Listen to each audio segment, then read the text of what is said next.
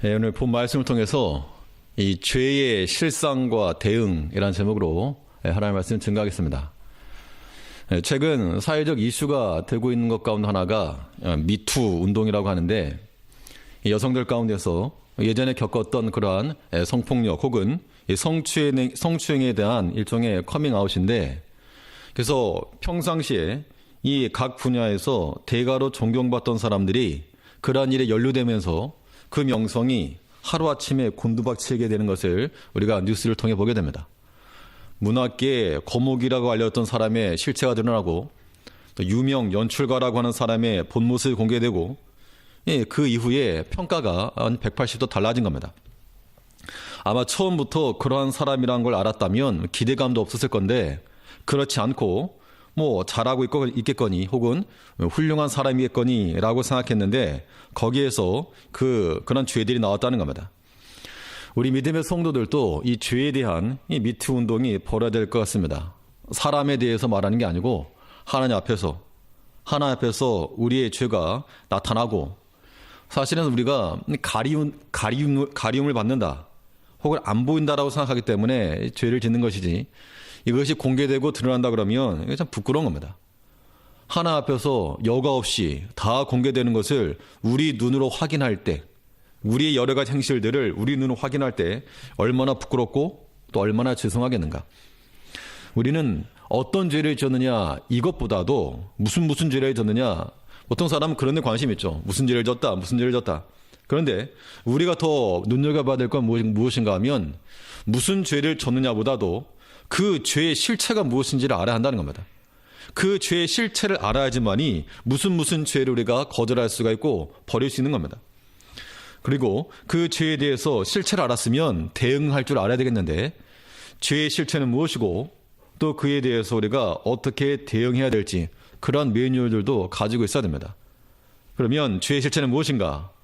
또 우리는 그 죄들을 어떻게 대응할 것인가? 오늘 본 말씀을 통해서 살펴보도록 하겠습니다.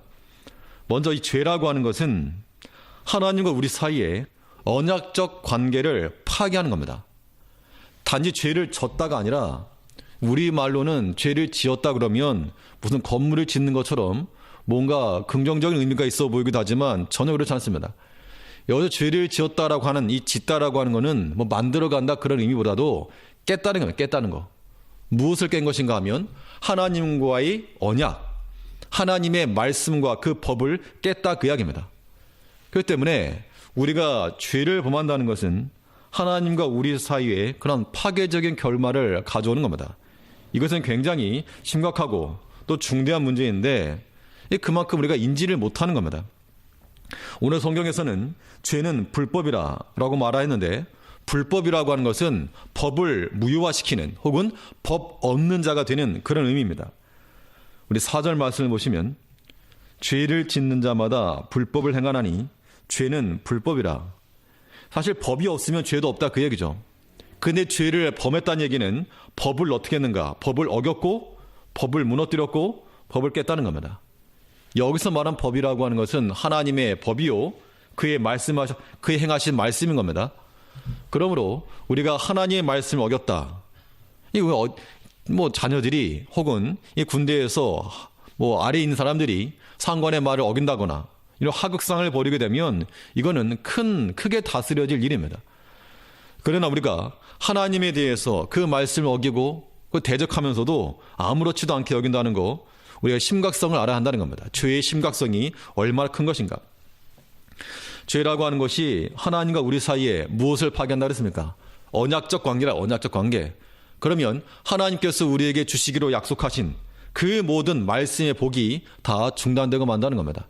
그러니 심각하지 아니할 수 없는 것이죠. 이 죄라고 하는 것은 우리 영혼에 악재로 작용하는 겁니다. 악재로. 이 악재라고 하는 것이 지금 당장은 나타나는 것이 아니지만 곧 나타날 좋지 않은 징조를 말하죠.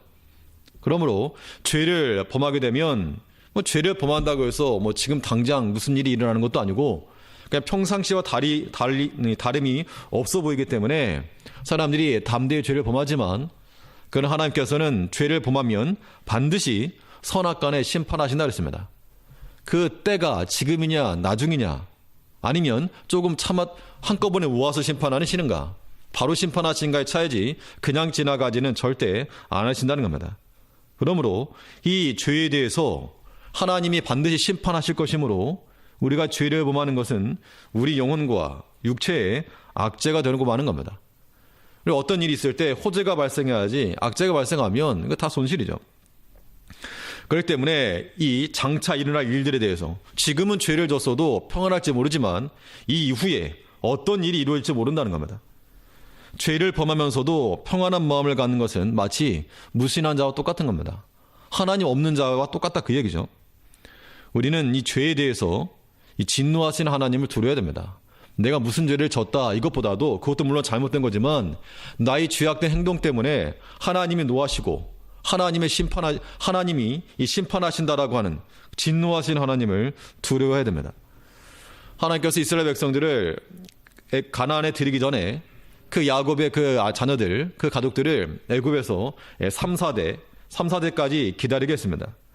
왜 그러면 4대까지 기다리게 하셨는가? 창세기 15장에 보면 그 이유가 나오는데 4대까지 기다리게 하신 이유는 아모리 족속의 죄악이 아직 관영치 아니었기 때문이다. 하나님께서 이 아모리 족속, 그 족속들을 다 몰아내고 그 땅을 주시기로 하신 건데 아직까지 죄가 차지 않았다 그 이야기입니다. 그 말인즉슨 그들이 죄를 범하고 하나님을 떠나고 하나님이 미워하시는 걸 행했을 때 바로 심판하지 않으셨지만 뭐 하신 겁니까? 점점 쌓아가셨다는 거예요. 쌓아가셨다. 그게 더 무서운 것이죠. 그럴 때 우리가 마음으로나 혹은 행동으로나 혹은 말로나 어떤 죄를 범하든지 그것이 지금 당장 하나님의 심판으로 임하지 않을지라도 어떻게 하는 것을 기억해야 됩니까? 점점 쌓이고 있다. 그냥 꿀범 한 대 맞을 거 그냥 망치로 한 대 맞을 수 있다는 겁니다. 그러므로 죄라고 하는 것이 그만큼 우리가 경계하고 두려워하고 또 멀리해야 될 거라고 하는 겁니다. 이 죄라고 하는 악재를 품고 가는 거 그것처럼 어리석은 것은 없을 겁니다. 우리에게 손해가 될 것을 그걸 왜 품고 가는가? 그러므로 믿음으로 사는 백성들은 믿음의 실체는 장차 일어날 일들에 대한 거기 때문에 믿음으로 사는 백성들은 반드시 이 죄를 멀리하는 겁니다. 사람이 죄에 앉아서 어떻게 살 수 있습니까? 라고 말하지만 우리가 그 가능성이 있다는 겁니다. 사람이 완전히 성화의 모습을 가르쳐서 온전한 사람이 될 수 있는 것은 아니지만 우리가 죄를 멀리하고 죄를 물리치고 죄를 이길 수 있는 방편이 말씀 가운데 기록되어 있다는 겁니다. 그러므로 우리는 우리 영혼의 악재가 되는 이 죄를 알게 모르게 하나씩 쌓아갈 것이 아니라 그것은 끊고 우리에게 호재가 될 만한 주의 말씀을 순종하며 그 하나님의 성제를 사랑하며 하나님 말씀을 세워나가는 것에 우리가 힘을 써야 됩니다. 죄라고 하는 것이 우리 영혼의 악재가 되어서 지금 당장은 아니지만 장차 우리에게 심판으로 쌓이고 있는 것도 하나님의 죄에 대한 심판한 방편이요. 또 때로는 우리가 범죄하게 되면 그 즉시로 즉각적으로 하나님께서 심판하시기도 한다는 겁니다. 즉 죄라고 하는 것은 우리에게 큰 손해를 주는데 성경에 보면 여러 가지 예가 나옵니다.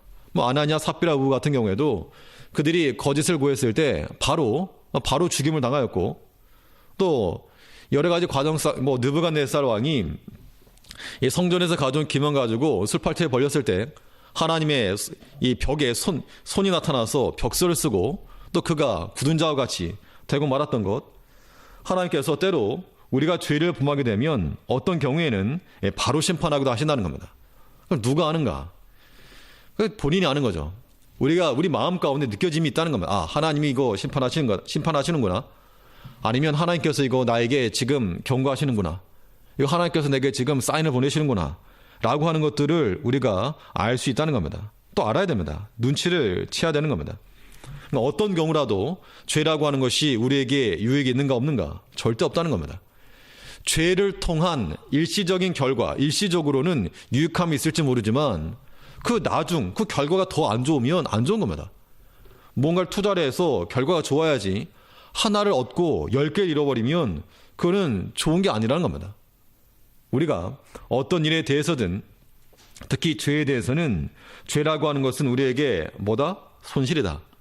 죄라고 하는 것은 무조건 마이너스다. 이런 생각을 해야 한다는 겁니다. 죄 자체가 우리와 하나님의 사이의 관계를 깨고 또 모든 언약적 관계를 파괴하기 때문에 그렇다는 겁니다. 죄라고 하는 것은 어디까지 자라는가? 죄라고 하는 것은 모든 관계를 깨는 데까지 자랍니다. 우리가 하나님 앞에 범죄하게 되면 하나님과의 관계가 깨어지게 되어 있고 뭐 찬송 못하고 기도 못하고 성경 못 읽고 아무튼 꽉 막히는 겁니다. 우리가 만일 사람에 대해서 죄를 범하게 되면 형제에 대해서도 마찬가지입니다. 사람에 대해서 죄를 범하게 되면 쌍방적인 것이긴 하겠지만 사람에 대해서도 이 관계가 깨어지기까지 자란다는 겁니다. 이걸 도중에 버리지 않는 이상. 결국 죄라고 하는 것은 우리에게 아무 쓰잘데기도 없는, 아무 유익도 없는, 그럼에도 불구하고 우리가 죄의 눈이 돌아가고 죄의 미혹에 빠지는 것은 그만큼 어리석다는 증거죠. 어리석다는 거. 이제 우리가 조금만 더 믿음으로 판단하고 조금만 더 내다볼 줄 알고 죄가 나에게 아무런 유익도 되지 않는데 왜 하는가? 보통 이렇게 학생들이나 담배를 핀다거나 그러면 그걸 패서 유익한 게 무엇인가? 어린들이 막 교훈 가르칩니다. 그거에서 유익한 게 무엇인가? 그럼에도 불구하고 그렇게 하는 사람들 보면 참 답답한 거죠. 답답한 거. 우리가 죄에 대해서는 담하게 끊고 끊는다는 게 우리 의지이기도 하지만 어떤 의미에서는 이 무조건적인 반사입니다. 무조건적인 반사. 어떤 반사신경이라고 하는 게 조건 반사가 있고 무조건 반사가 있는데 우리 어떤 학습되어진 것은 이 뇌에서 영향을 받아 조건적으로 반사하지만 우리 어떤 날아오는 공을 피하는 경우나 뜨거운 물에 손을 댔을 때라든가 그럴 때는 이게 무조건적인 반사입니다. 이 척수에서부터 일어난 반사인데 우리가 죄에 대해서 마찬가지로 내가 죄를 안 져야 되겠다라고 하는 그러한 우리의 결단도 중요하지만 사람의 의지와 결단이 오래 못 가죠.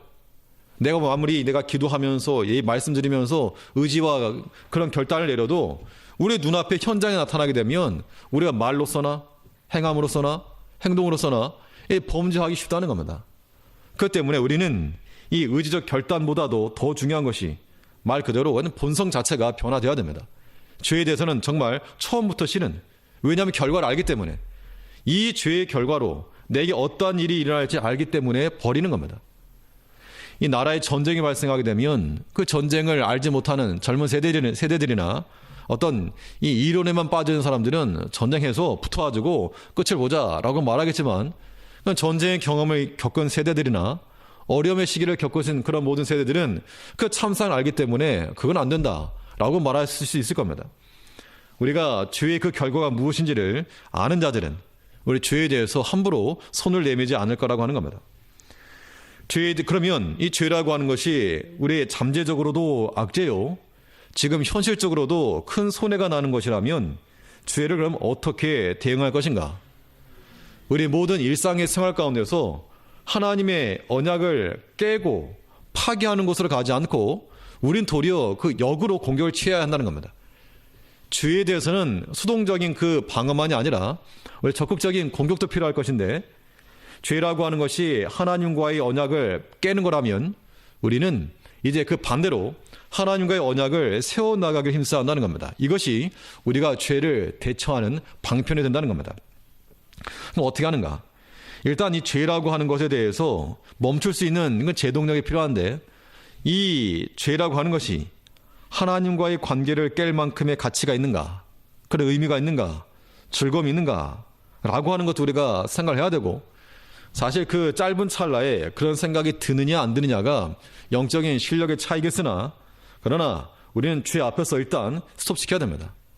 차가 지나가면 일단 멈춰야지 그냥 지나가는 것은 스스로를 해하는 길이 되고 마는 겁니다. 멈출 줄 알아야 됩니다. 또 그런 상황 가운데서 우리는 우리가 당하는 여러 가지 사건이나 혹은 일이나 사람들을 통해서 하나님과의 연결 고리로 삼는 지혜가 필요한 겁니다. 죄라고 하는 것이 무엇을 파괴한다 그랬습니까? 하나님과의 관계를 파괴하는 것이죠. 하나님과 연결고리를 끊어버리는 거라는 겁니다. 우리는 이것을 도리어 모든 것을 통해서 죄가 이루어지기 전에 하나님과의 관계를 이어가는, 하나님과의 관계를 설정해 가는 것으로서 우리가 써야 한다는 겁니다. 그래서 이 파괴적인 것이 아니고 생산적인 것으로 우리의 생각을 바꿔야 되고 우리의 마음을 바꿔야 되고 우리의 행동을 바꿔야 한다는 겁니다. 아무튼 하나님과 연결시켜야 됩니다. 다윗이 압살롬에 의해서 도망쳐 나갈 때 시므이가 딱 쫓아오면서 저주를 퍼부었는데 그에 대해서 그가 한마디 명으로서 그의 목을 달아나게 할 수 있었으나 그런 것들도 하나님과의 연결 고리로 삼았다는 겁니다. 하나님께서 저 사람을 통해서 다윗을 저주하라 하신다. 이 저주 까닭에 나를 다시 하나님께서 은혜를 입게 하지 아니하실 것인가? 그 상황적으로는 범죄할 수 있는, 똑같이 범죄할 만한 상황인데 도리어 하나님과의 연결 고리를 삼았다는 겁니다. 이것이 죄를 물리치고 또 죄를 대응하는 방법이라는 겁니다.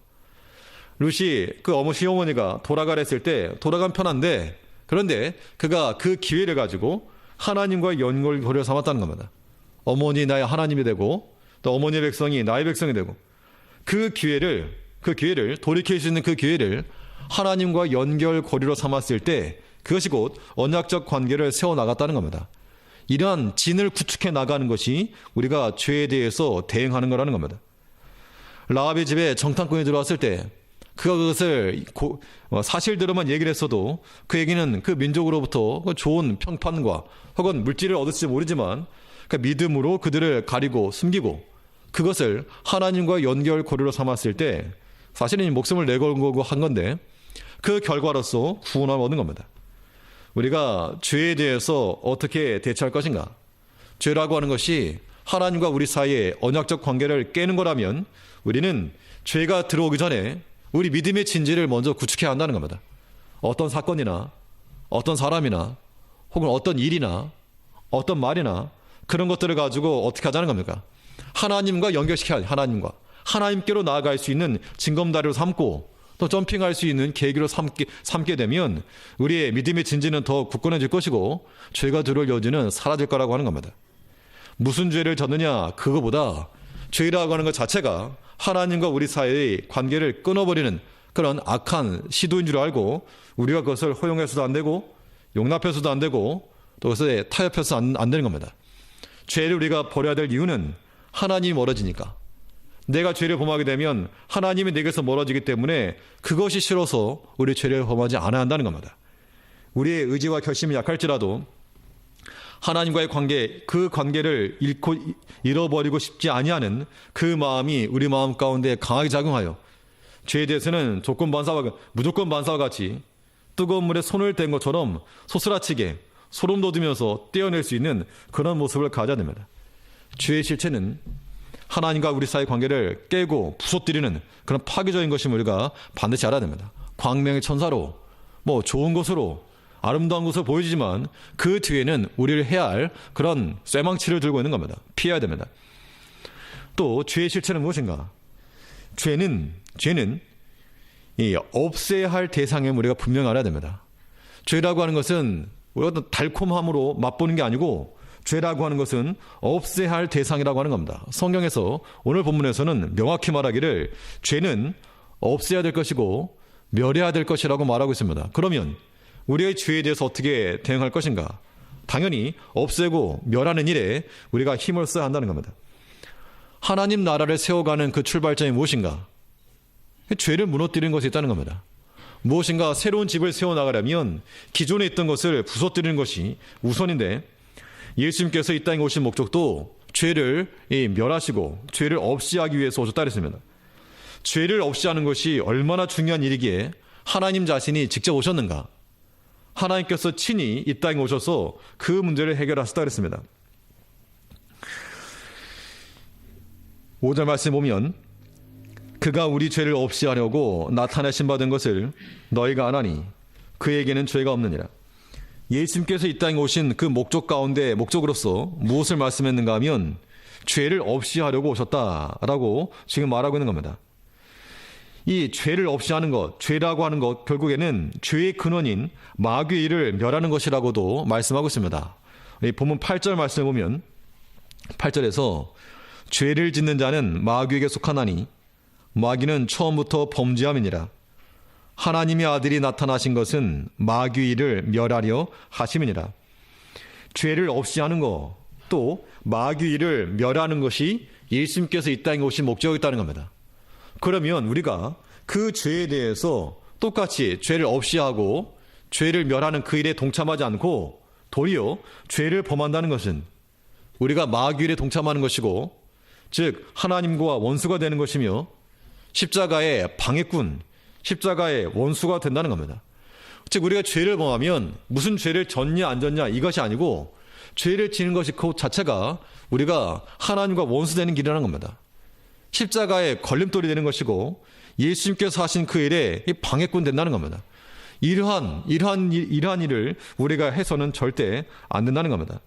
그러므로 죄를 범한다는 것은 실상으로 굉장한 심각성이 있다. 이것을 우리가 인지해야 됩니다. 그럼 죄를 어떻게 없앨 것인가? 죄를 없애는 것이 우리에게 필요한데 어떻게 없앨 것인가? 죄를 없애려면 죄보다 강한 것으로 물리쳐야 됩니다. 찌든 때를 없애려면 그 찌든 때를 떼어낼 수 있는 더 강한 힘이 필요하죠. 죄를 이길 수 있는 힘이 무엇일까? 죄를 이길 수 있는 힘은 한 가지밖에 없습니다. 십자가 외에는 없다는 겁니다. 그래서 예수님께서 십자가에 달려 돌아가신 이유는 그것 외에는 죄를 이길 수 없기 때문에 그렇다는 겁니다. 그렇기 때문에 우리가 교만해서 안 됩니다. 내가 무엇인가 성경을 많이 알고 있다거나, 아니면 내가 어떤 직분을 가지고 있다거나, 오랫동안 내가 교회에 다녔다거나, 그런 것이 우리로 하여금 죄에서부터 자유하게 하지 못한다는 겁니다. 도리어 그런 사람 더 쉽게 넘어질 수 있는 거죠. 교만함 때문에.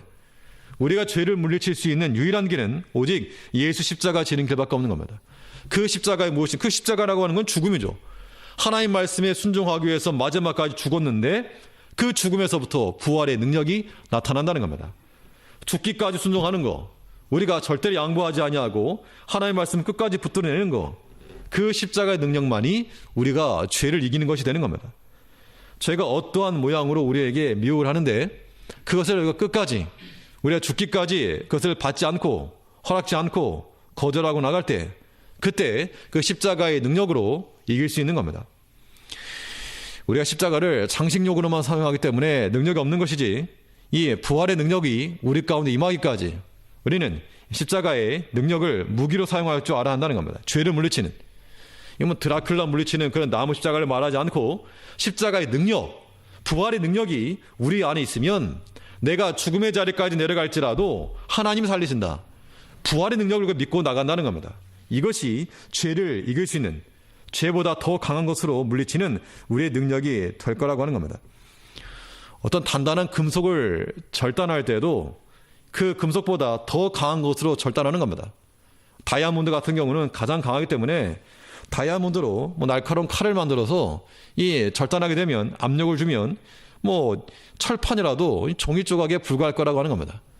죄를 짓이기는 방법은 오직 예수 십자가밖에 없는 겁니다. 예수님께서 그 십자가를 이기신 것처럼 우리도 예수 십자가 붙들고 그 부활의 능력을 의지하여서, 말로만이 아니고 실제적인 부활의 능력, 우리의 실제적인 삶 가운데서 주 예수께서 보이신 그 사단을 이기신 그 권세가 우리 가운데 나타날 때 동일하게 주와 같은 그 길을 걸어간다는 겁니다. 주님이 그래 하셨으므로 우리도 그래 할 것입니다. 5절 말씀에 보면, 그가 우리 죄를 없이 하려고 나타나신 바 된 것을 너희가 아나니 그에게는 죄가 없느니라. 예수님께서는 죄가 없으셨고 그 십자가로서 우리 또한 죄 없이 함을 주셨다는 겁니다. 그럼 우리가 예수님께 주신 구원에다가 우리 죄를 자꾸 지어서 안 될 것이고, 도리어 믿음의 진지들을 구축해 나가야 됩니다. 사탄을 물리칠 수 있는 그런 강력한 무기들로 만들어가는 거, 이거 필요합니다.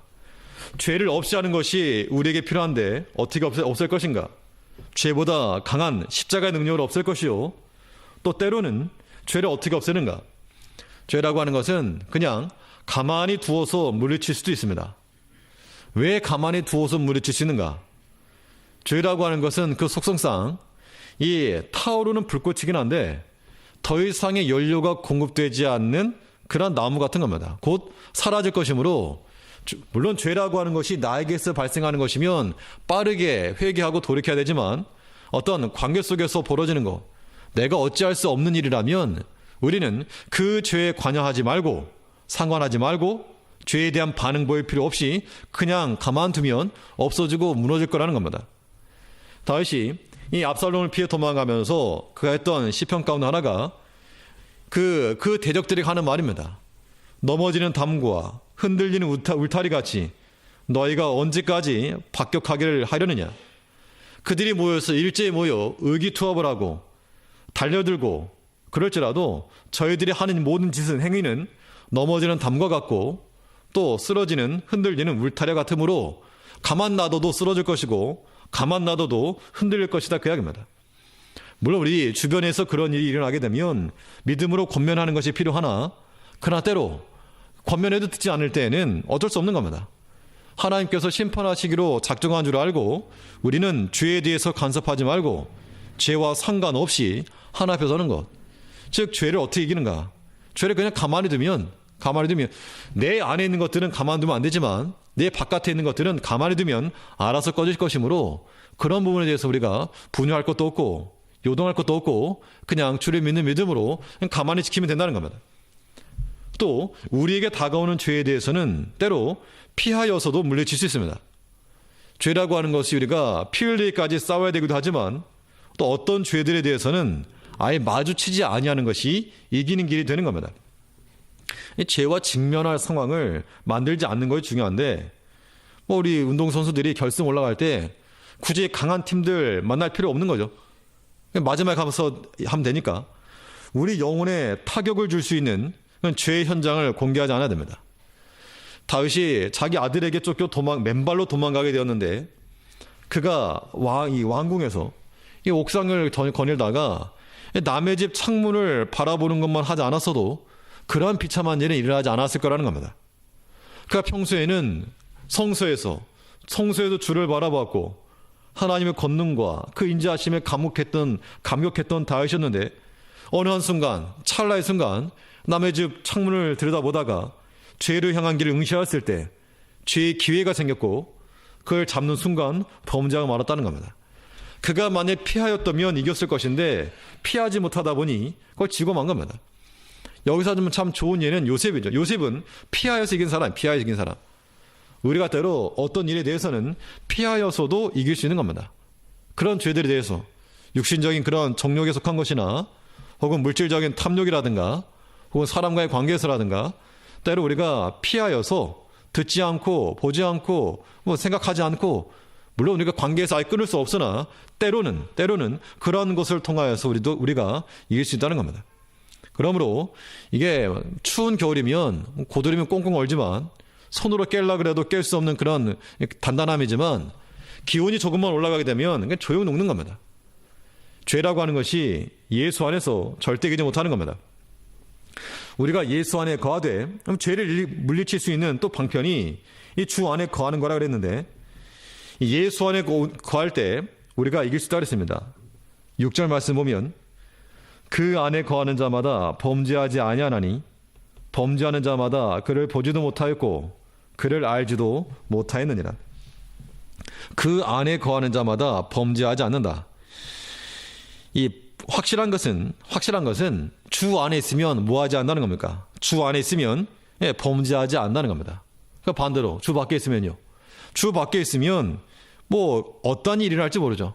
그렇기 때문에 우리가 확실한 것은 주 안에 있을 때 조건입니다. 주 안에 있을 때 우리는 범죄하지 않는다 하였으므로 왜냐? 그 죄라고 하는 건 예수를 이길 수 없기 때문에 그런 겁니다. 그럼 우리가 죄를 물리칠 수 있는 길은 주 안에 들어가는 겁니다. 안전한 곳에 서야지 괜히 날아오는 공 맞을 필요 없는 겁니다.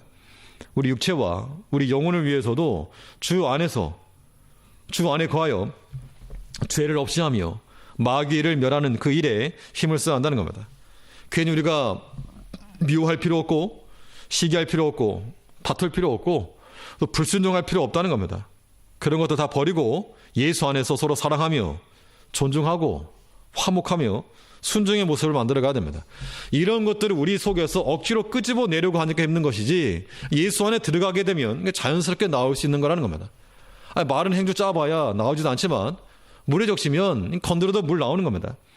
우리가 나이가 없는 거 꺼내려 하지 말고 예수 안에 들어가서 예수께 있는 그 사랑을 잡고 예수께 있는 그 존경과 화목과 모든 순종을 우리에게로 끌어들여 우리에게서 죄가 나오는 것이 아니라 도리어 죄를 물리칠 수 있는 그 힘과 능력이 우리 가운데 나타나야 됩니다. 죄는 뭐 해야 될 대상입니까? 죄는 몰래 지으라고 주신 것이 아니고 죄에 대해서는 아쉬워하라고 주신 것이 아니고 죄는 뭐하라고 주신 겁니까? 없이 하라고. 예수님께서 이 땅에 오신 목적이 무엇입니까? 죄를 없이 하며 마귀를 멸하라 하신 겁니다. 이제 우리가 예수의 사람들이면 당연히 그 일에 동조해야 됩니다. 십자가 원수가 될 것이 아니라 동지가 되면 동지가. 또 죄라고 하는 거, 죄의 실체가 무엇인가? 죄는 우리의 영안을 어둡게 하는 원인이 되는 겁니다. 우리의 영안을 어둡게 하기 때문에 우리로 하여금 분별력을 사라지게 만듭니다. 분별력이 사라지니까 거기에서 실수하게 되고 실족하게 되고 또 선택했다가 후회하게 되고 분별력이 없으니까 또 다투게 되고 또 손실을 야기한다는 겁니다.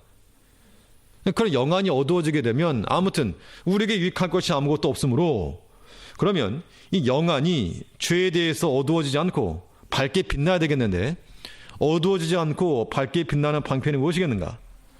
오늘 본문에서 말씀하고 있는 것은 우선은 흔들림 없는 진리의 말씀을 소유해야 될 것을 말하고 있는 겁니다. 우리 영안이 열리려면 눈 크게 뜬다고 되는 것이 아니고 주의 말씀, 진리의 말씀을 온전히 소유할 때 그 말씀 우리가 확고히 붙들 때 흔들림 없이 미혹받지 않고 죄에 넘어가지 않나 그랬습니다. 7절에 보면 7절 말씀에서 자녀들아 아무도 너희를 미혹하지 못하게 하라. 의를 행하는 자는 그의 의로우심과 같이 의롭고 아무도 너희를 미혹하지 못하게 하라 그랬는데 미혹이라고 하는 것이 유혹으로 온다는 것이죠. 미혹에 넘어가지 않으려면 확고한 신념이 있으면 되는 겁니다. 하나님의 그 주의 약속의 말씀이 우리 가운데 확고하여서 마치 단단한 기둥과 같아서 우리의 넘어지는 것을 막아주는 것이죠. 그 말씀의 빛이 우리의 발을 비출 때 실족함 없이 밝은 길로 나갈 수 있는 겁니다. 그렇기 때문에 우리는 주의 말씀을 듣되 지식으로만 듣지 않고 이것이 실천적인 지식으로 그 말씀을 받아야 한다는 겁니다. 그 말씀 못 들고 우리가 어둠에 들어가지 말고 밝게 비춰야 됩니다. 세상은 어둡지만 그 약속의 말씀으로 불을 비춰 우리가 나아갈 그 길을 비춰야 됩니다. 또 우리 영안을 어떻게 밝게 할 것인가? 우리가 멀리까지 내다보지 못하더라도 자기 주변을 확인해 봐야 됩니다. 내 자신의 주변. 우선은 우리의 안을 봐야 됩니다. 내 안이 어떠한가를 봐야 되고 또 내 주위가 어떠한가를 봐야 되고 내 시간이 어떠한가를 봐야 되고 내 관심사가 무엇인가를 봐야 되고 그런 것들을 살펴보는데 내 주변을 살펴보니 하나님께 속한 것은 없고 세속에 속한 것들만 가득 있다 그러면 우리가 이미 어둠 가운데 있는 겁니다. 어둠 가운데 있어서 주께서 옆에 계시는지 아니 계시는지 그런 것조차도 알지 못한다는 겁니다. 우리는 주를 봐야 되고 영적으로 또 그의 말씀을 들어야 되고 주께서 우리 가까이 계심을 우리가 느껴야 한다는 겁니다. 우리 6절 말씀 보시면 우리 6절을 한번 같이 한번 읽어보시죠. 6절에 뭐라 말씀은 6절 말씀 한번 같이 읽겠습니다. 시작. 그 안에 거하는 자마다 범죄하지 아니하나니 범죄하는 자마다 그를 보지도 못하였고 그를 알지도 못하였느니라.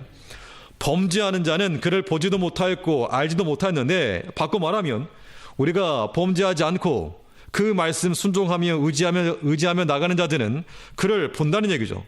주를 보는 자들이요 볼 것이요 또 그의 음성을 들을 것이요 또 주를 알 것이다 그 이야기입니다. 그러면 우리가 우리 눈에 주의 일이 보이지 않고 그 음성이 들리지 않고 주께서 나와 함께 계심이 느껴지지 않고 주의 임재하심이 내게서 이 뜨거워지지 않으면 이미 어두워져 있는 상태라고 하는 겁니다. 내 속을 들여다보니 욕심이 가득하고 내 주변을 들여다보니 세상 일이 가득하고 시간을 살펴보니 주께 대한 경건의 일은 하나도 없고 내 관심사를 살펴보니 오직 세상이요 돈이요 물질이요 자녀요 건강이요 이런 것만 있다 보면 이미 어둠 가운데 한참 빠져 있다는 겁니다. 우리가 우리 주변을 살펴야 됩니다. 그래서 우리 눈이 어두운 상태로 보지 못한 상태로 있지 말고 우리 눈을 열어 볼 수 있어야 한다는 겁니다. 뿐만 아니라 우리가 주의 앞서가신 길을 따라가야 되겠는데 욕심이라고 하는 것이 우리를 안내하지 못하도록 우리 앞을 끌고 가서 안 된다는 겁니다. 점점 얻어 가져가는 것이고 그 결과적으로는 사망으로까지 떨어지고 말 것입니다. 우리가 주의 씨하신 욕심을 따라갈 것이 아니라 생명 되시는 예수의 길을 따라가야 마땅한 겁니다. 7절 말씀에서 자녀들아 아무도 너희를 미혹하지 못하게 하라. 의를 행하는 자는 그의 의로우심같이 의롭고 죄를 짓는 자는 마귀에게 속하나니 마귀는 처음부터 범죄함이니라. 하나님의 아들이 나타나신 것은 마귀를 멸하려 하심이니라. 의를 행하는 자는 그의 의로우심과 같이 의롭고 주께서 보이신 그 의로움의 길을 그대로 걸어가라, 그 이야기입니다. 예수님께서 이 믿음의 길을 걸어가시면서 죄를 범하지 아니하셨고 또 마귀의 일에 협조하지 아니하셨고 그 욕심을 따라 행하지 않으셨다는 겁니다. 이제 우리 가운데 항상 이러한 미혹이 올 수는 있으나 우리가 주를 사랑하는 마음이 더욱 커져서 내가 감히 그럴 수 없다.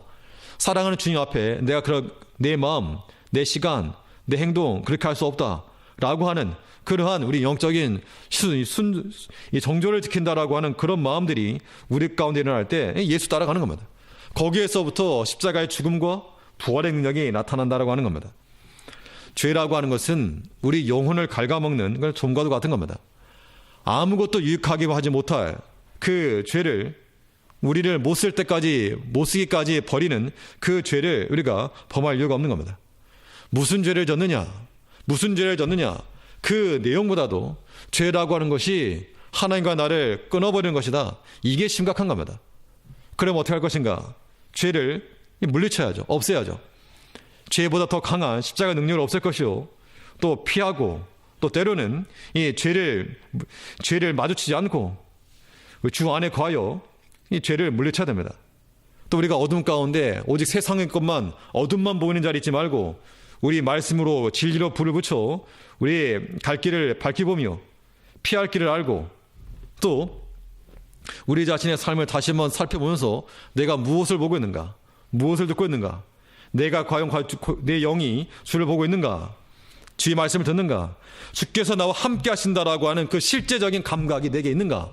이것 없으면 예수 믿는 즐거움이 어디 있겠느냐, 그 이야기입니다.